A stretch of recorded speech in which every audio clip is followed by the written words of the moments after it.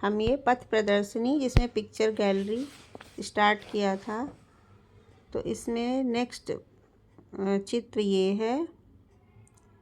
एक आश्चर्यजनक बात, निराकार परमात्मा और उनके दिव्य गुण। तो ये निराकार परमपिता परमात्मा, जैसे हमने पहले ये चित्रों में समझा कि हम कौन है, मनुष्य कौन है, सोचता रहता है, तो वो उसका असली स्वरूप आत्मा का है। वो एक आत्मा है और शरीर उसने वस्त्र के रूप में धारण किया है। अब दूसरा क्वेश्चन आता है ना, हु इज़ गॉड। गॉड के बारे में बहुत सारी भ्रांतियां हैं समाज में, और बहुत लोग तो ये भी नहीं मानते कि गॉड जैसी कोई चीज़ है। अलग अलग फिलॉसफी है, क्योंकि सत्य का परिचय नहीं है, सत्य हमने भुला दिया है। आत्मा को पता तो सब कुछ है, क्योंकि वो बार बार आत्मा शरीर छोड़ परमात्मा के पास जाती है, कल्प में एक बार, लेकिन फिर भी परमात्मा का सत्य परिचय भूल जाती है। तो ईश्वर कौन है, गॉड कौन है, क्या एक है या अनेक है? हर धर्म वाले अलग अलग रूप में उनको मानते हैं, तो क्या उनका स्वरूप अलग अलग है? क्या हर एक धर्म का अलग भगवान है, या कि एक ही है, या ब्रह्मांड में कोई है ही नहीं ब्रह्मांड में गॉड के जैसा, है ना? बहुत सारे क्वेश्चंस होते हैं।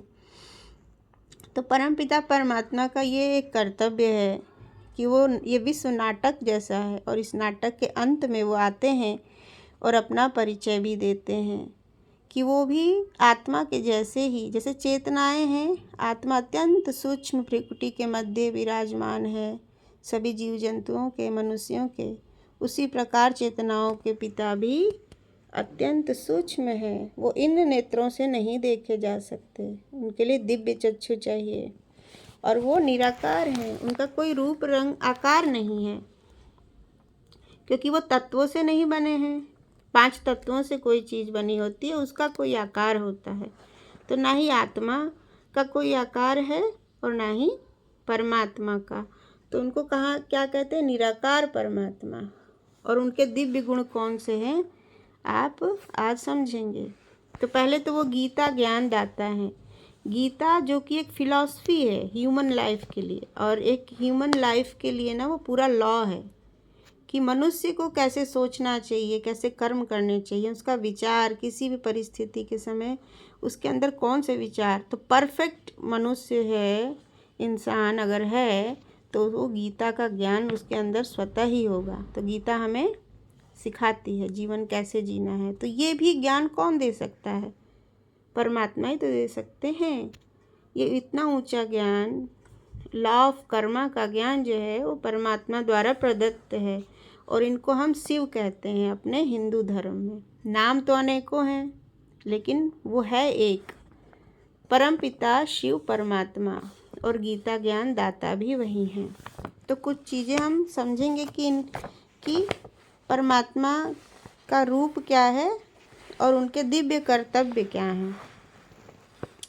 देखो, परमपिता परमात्मा का दिव्य नाम और उनकी महिमा।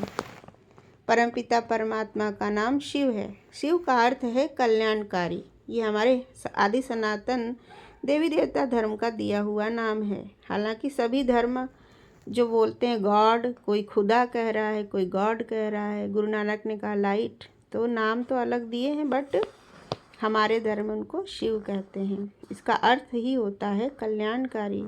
परमपिता परमात्मा शिव ही ज्ञान के सागर हैं, शांति के सागर हैं, आनंद के सागर है। सागर क्यों बोला? क्योंकि इनफाइनाइट है वो, वहाँ कभी कमी नहीं होती है, उससे जितना ले लो तुमको। हर एक महान आत्मा, वैज्ञानिक हो, दार्शनिक हो, चाहे कोई ऋषि मुनि हुए हैं, चाहे राजा महाराजा हुए, जो असीम शक्तियों और गुणों से भरे हैं। जैसे कोई कलाओं में भी बहुत आप अत्यधिक कलावान व्यक्ति भी आप देखते हो, तानसेन का आप संगीत देखो, इन्होंने कहाँ से पाया है ये सारा गुण? उसी से पाया है। तो आप भी पा सकते हैं फ्रेंड्स। जब हम ईश्वर के करीब आते हैं, उनसे असीमित शक्तियाँ प्राप्त होती हैं, और इसीलिए उसको सागर कहा जाता है कि तुम कितना भी ले लोगे वहाँ से कम नहीं होता है, घटता नहीं है, वो सागर है। वही पतितों को पावन करने वाले हैं। मनुष्यों में जो मनुष्य आत्मा अपने बुरे कर्मों के द्वारा पतित बन जाती है, तो उसको पवित्र भी कोई और बना नहीं सकता। तो ये कर्तव्य भी परमात्मा का है। कि पतित मनुष्य को वो पावन बनाते हैं और मनुष्य मात्र को शांति धाम तथा सुख धाम की राह दिखाते हैं। तो गाइड भी हो गए।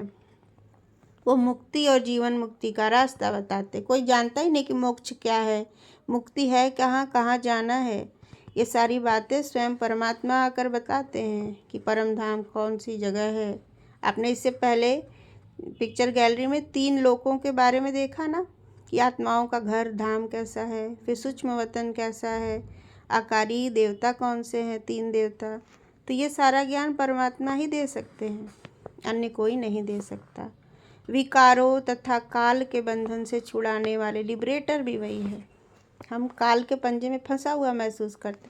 एक अत्यंत पापी आत्मा लगता है कि वो इस बंधन में, इस पृथ्वी पे बंध गया है, निकल नहीं रहा, तो लिबरेट करते हैं आत्माओं को।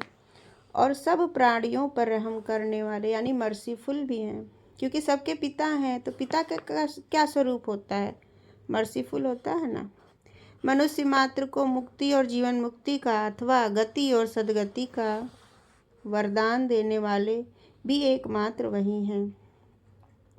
परमपिता परमात्मा दिव्य बुद्धि के दाता, दिव्य दृष्टि के वरदाता हैं। हमारा 3rd आई चक्र खुलता है योग से। जब परमात्मा से योग जुटता है तब ही ज्ञान आता है बुद्धि में। जो लोग कई वर्षों से तपस्या करते हैं ना, और फिर कुछ ज्ञान उनके द्वारा दिया जाता है, जैसे कि गौतम बुद्ध को देखा आपने, तो क्या हुआ, उनकी इतनी तपस्या के बाद उनका योग जुट गया परमात्मा से, और फिर वहाँ से ज्ञान आना शुरू हो जाता है, जैसे डाउनलोड होता है ना कहीं से।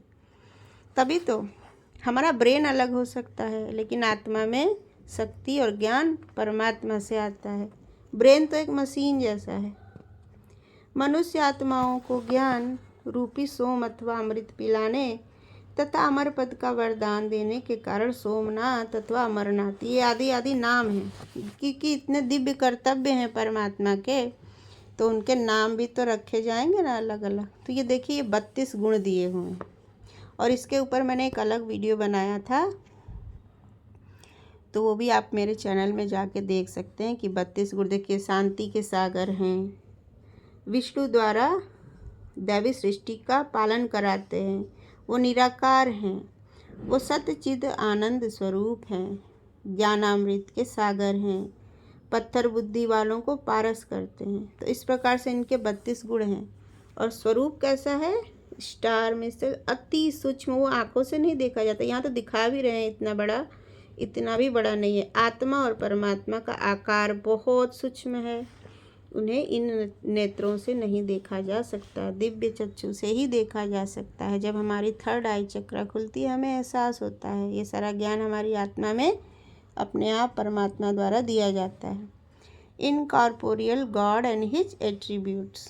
तो हमने जाना परमात्मा कौन है, और इससे पहले जाना था कि वो परम धाम निवासी हैं, वहीं आत्माओं का घर है। और अब जाना कि उनके कर्तव्य क्या क्या हैं। वो निराकार भी हैं यानी इनकॉर्पोरियल। अगले